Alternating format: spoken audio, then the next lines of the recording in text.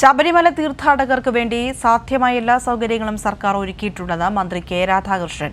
എന്നാൽ ശബരിമല എന്ന തീർത്ഥാടന കേന്ദ്രത്തെ തകർക്കുക എന്ന ലക്ഷ്യം വെച്ച് ചിലർ പ്രവർത്തിക്കുകയാണെന്നും മന്ത്രി കൂട്ടിച്ചേർത്തു. ശബരിമല എന്ന് പറയുന്ന ഈ തീർത്ഥാടന കേന്ദ്രത്തെ തകർക്കുക എന്നുള്ള ലക്ഷ്യം വെച്ചുകൊണ്ട് ചില ആളുകൾ പ്രവർത്തിക്കുന്നത് വെസ്റ്റഡ് ഇൻട്രസ്റ്റ് ആയിരിക്കും. ഏതൊക്കെയാണെങ്കിലും പല കാര്യങ്ങളുണ്ട്. ഒരു കാര്യം മാത്രമല്ല, പല രീതിയിലുള്ള വെസ്റ്റഡ് ഇൻട്രസ്റ്റ് ഇതിൻ്റെ പിന്നിൽ പ്രവർത്തിക്കുന്നതായിട്ടാണ് തോന്നുന്നത്.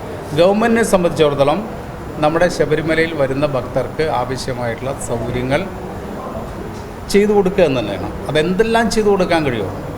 ഇനി ആർക്കെങ്കിലും നിർദ്ദേശം ഉണ്ടെങ്കിൽ മുന്നോട്ട് വയ്ക്കാൻ പറഞ്ഞിട്ടുണ്ട്. ആ നിർദ്ദേശങ്ങളെല്ലാം തന്നെ നടപ്പിലാക്കാൻ നമുക്ക് തയ്യാറാണ്.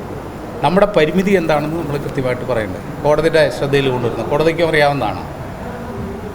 ഗവൺമെൻറ് സാധ്യമായിട്ടുള്ള എല്ലാ കാര്യങ്ങളും ഭക്തർക്ക് വേണ്ടി ചെയ്തു കൊടുക്കാൻ വേണ്ടിയുള്ള ഇടപെടൽ നടത്തുന്നുണ്ട്. ഇപ്പോൾ വാഹനങ്ങളുടെ പ്രശ്നം പറഞ്ഞിരുന്നു.